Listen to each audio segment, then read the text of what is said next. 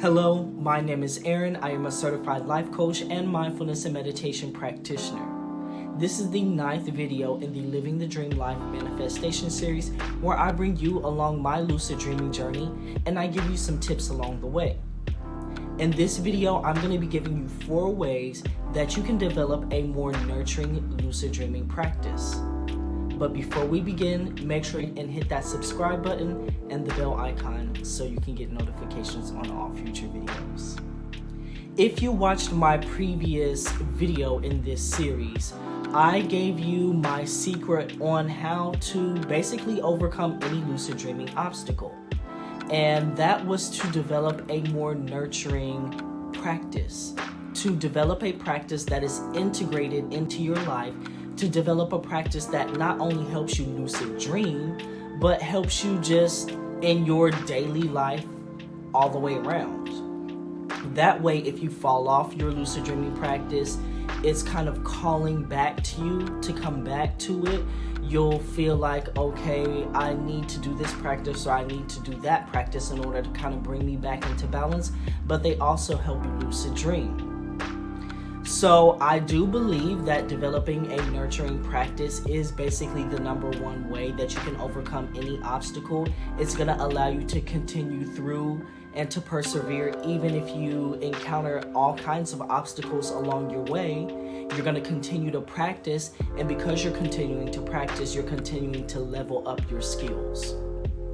So in this video, I'm going to be giving you 4 different activities that you can use in order to develop that nurturing practice, and also honestly to integrate lucid dreaming and the dream state and your waking state together. You will find that these activities help bridge that gap as well. So if you're practicing dream yoga, then I think that these activities will help you. Okay, so the first technique that I have for you actually comes from Tibetan dream yoga, and it is one of the 4 preliminary practices. I will probably make a video about all 4 preliminary practices in the future, but this is actually the second one, and it is called removing or releasing grasping and aversion. So in this practice, what you're basically going to do is it's kind of like a reality check. Grasping and aversion are said to be the 2 ways that we actually generate suffering in our life, by grasping onto experiences and situations. If you've watched my entire series thus far, you'll hear me refer to this as reification, making something real. The other way is by pushing something away. So this could be an experience that you don't like, a negative experience with someone, or something like that. Now, the thing is, typically when we are grasping onto an experience or we are having aversion to an experience, once again, we are reifying it. We are making it real. We are viewing it in a non-lucid way. And if you think about your dreams, when you have a non-lucid dream, typically this is what you're doing throughout the dream. You're taking all of the situations to be real. You're grasping onto them. So in the waking state, what you really want to do is anytime you have an experience of strong emotion, and honestly, this could be strong negative emotion or even strong positive emotion, you want to do a reality check. You want to remind yourself that you're dreaming and that this is a dream-like experience. The way that this nurtures you, it nurtures me in my everyday life, is because it allows me to take negative experiences and positive ones, but particularly negative ones, and it allows me to shift the energy. It allows me to shift the energy in those situations to be able to release it instead of, sometimes when we experience something negative, we tend to hold on to it. We complain about it. We gripe about it. We do all of this and we hold on to that negative energy and we keep it around. So this activity helps you in lucid dreaming, but it also helps you in your everyday life. So you're going to be able to shift that negative energy. You're going to be able to shift your mindset, your thoughts, and your perspective about negative experiences that you go through. So what you want to do really is when that negative emotion or that negative experience arises, you really want to try to catch it right in the moment. And I'm not saying to suppress the emotions or try not to feel them. You don't want to do that. You actually want to feel the emotion. You want to feel the emotion. So if you're angry, if you're frustrated, you want to feel the emotion, allow it to arise within the space of the body, acknowledge it, feel it, but then remind yourself, this is a dream. I am dreaming. I feel anger, but the anger is a dream. It's a dream-like experience. And you want to marry these two things together. And then after you do this for so long, it will naturally happen in the lucid dream. You can even tell yourself, if I find myself being too serious throughout the day, then I will do a reality check. Anytime I find myself being very serious or taking the situation very serious, I will do a reality check. Okay, so the third tip that I have for you also comes from the 4 preliminary practices of Tibetan Dream Yoga, but I think this is actually an amazing practice to do. So in Tibetan Dream Yoga, this is called strengthening the intentions, but you can also think about this as just reviewing the day. So what you're going to do is in your evening practice, so if you do any type of like personal development or self-care or decompression, stress relief in the evening, or you have practices that you do before bed that you've set this time aside to help you with lucid dreaming, you want to put this one in there along with the 9 breaths of purification. But what you're going to do is you're going to review the day. You're going to close your eyes, perhaps after you've done your 9 breaths of purification, after you've done meditation, after you've done all of the other activities and exercises that you like to do. You're going to close your eyes and you're going to review the day. If you've done technique number 1 and you've done technique number 2, then hopefully throughout the day you've caught yourself being non-lucid in many ways. Hopefully you have also done a number of reality checks throughout the day. But say that there were some situations and experiences that you reified, that you grasped onto, that caused you to experience aversion. What you're going to do is kind of start at the beginning of the day and review the day in your mind. Take about 5 minutes, 10 minutes if you want to do longer. If you want to go longer to do this practice, and just review your day from the beginning of the day. And anytime that you found yourself being too serious or grasping onto experiences or pushing experiences away, once again, you kind of want to relive that experience and allow the emotions to arise within the space of the body. Feel them, but you're going to remind yourself, this is a dream. This experience was so solid, so permanent, so lasting in that moment, but now I'm no longer even there. I can re-experience it, but you can't be back there. It's very dreamlike. It was real in the moment, but now that that moment has passed, it's kind of like a dream. Just like when you're in the dream and the experiences seem so real, and then you wake up and you find it was a dream.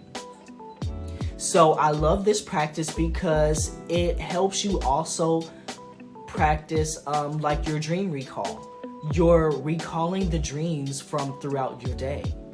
And then once you have done this, you're going to tell yourself, I resolve to recognize the dream experiences in the night as I have recognized them throughout the day. You don't have to use those exact words, but you want to say something to that effect to remind yourself that, okay, I have this intention of doing the same thing in the dream state in the nighttime. What I also like about this technique is we often hear, at least in this tradition, or if you've practiced lucid dreaming for a while, that the dream state and the waking state are both the same. You hear that all the time, and then we understand it intellectually, but it's hard often for us to understand it experientially. But once you begin to do this practice, you're bridging the daytime dream state with the nighttime dream state, and you're treating them equally. you're treating them as the same. So at night before you go to bed, you're doing the same thing that you do in the morning after you've awaken, and you're kind of using your dream journal to write down your dreams and remember them and let yourself know that this was a dream. You're doing the same thing from the daytime. You're reminding yourself, in a way, you're recalling your dreams from the daytime dreaming experiences and reminding yourself that they were dreams. Okay, so the second tip, the second technique that I have for you is called the 9 breaths of purification. So in Tibetan, in the Tibetan culture, in these practices from the Tibetan culture, it's said that there are energetic channels within our body. You have your central channel, you have your right channel, and you have your left channel. I'm going to be actually linking a YouTube video down in the description box so you can get more information about this practice and you can actually do it. In the future, I will create my own video on the 9 breaths of purification, and I will switch those links out so you can get my full perspective on it. I don't have time to do the, present an entire overview of it. Well, I'm gonna give an overview, but I don't have time to go into complete depth in this video, but I want to make sure that you have that information. But let me tell you about the practice. So the 9 breaths of purification is going to be a way that, once again, you can use it. If we come back to our first technique of releasing, grasping, and aversion, it's going to help clear that energy from the body. Typically, I will do this before bed. I also do it throughout the day, but I try to make sure that I do it before bed because it's going to, once again, cleanse the energy of aversion, of attachment, and ignorance. The energy that we carry with us throughout the day, and once again, that we create when we solidify those experiences, when we reify those experiences. And it also works in a cyclical way because it's the energy that is stored within us. So now when we go through an experience, we have this energy that is helping us create this habit of grasping or aversion or being forgetful or ignorant or not knowing in a situation. So what this practice is going to do is it's going to allow you to effectively release that energy. It's going to help you release that energy so that maybe, once again, let's talk about a negative situation because that's the one that we all relate to the most. But once again, you can do this in positive situations or anything. But say you have gone throughout your day and someone at work or someone at school or in public or anybody, say they cussed you out, say they cussed you out, and now you have this negative emotion, these sensations within the body, and you can't stop complaining about it, you can't stop ruminating about it, you can't stop obsessing about it. And then as the days go on, you kind of bring it up every single day. You could begin to work with this experience using our first technique, but also using this technique. And you could use the 9 breaths of purification to release that energy from the body, to release that energy from your experience, so effectively you can begin to let it go. So once again, you do this before bed because it allows you to kind of release the energy from the day, to be clear, to be open, to be lucid. And then as you go into the dream, you will not carry that energy over. You'll be less likely to carry that energy over. I'm pretty sure we all in our lucid dreaming experiences, or even your dreaming experience, have found that you have situations that have come up throughout the day and you tend to dream about those same situations at night. This is due to what is called proximate karma. So try out the 9 breaths of purification. You can do it before bed, but once again, to help you develop a nurturing practice that you can relate to throughout the day, you can also do this practice throughout the day. It's very quick, it's very easy, and it will allow you to, once again, release negative experiences from your day. So try it out. Okay, so the fourth tip that I have for you, the fourth technique that I have for you is going to be meditation. And specifically, you want to practice mindfulness meditation, which is also referred to as shamatha. I have a video on mindfulness of breathing, and once again, I will link that in the description box below. So if you want to try this out, that you can. So what you want to do is you want to practice mindfulness of breathing, or you want to practice shamatha at least 2 times a day. One of them, the one in the evening, you really want to practice as close to your bedtime as possible. So if you can practice this right before you go to bed, or even if you have a chunk of your day, chunk of your evening, let's say, set aside just for, once again, relaxation, decompression, de-stress, and you also tie in your lucid dreaming practices here, you definitely want to include this in that section. You want to include mindfulness meditation. Mindfulness meditation, or shamatha, is actually the practice of lucidity. You're doing this exact same thing. You're being aware, you're being mindful, you're being lucid of experiences as they arise. You're being mindful of your object of meditation. So mindfulness meditation, mindfulness means to bear something in mind, to remember it, to not forget it, to recall it. In mindfulness meditation, what you're doing is you have an object of meditation that you're bearing in mind. In the video that I'm going to be linking, mindfulness of breathing, the sensations of the breath passing in and out of the nostrils is going to be your object of meditation. And basically, anytime a thought, a memory, emotion, sensation, experience pulls you away from that object of meditation, you want to just realize that you have become distracted. You have entered into a place of non-lucidity, and you want to bear your object in mind. You want to realize that, and you want to bring yourself back to your object of meditation. It will all become more clear once you actually practice meditation.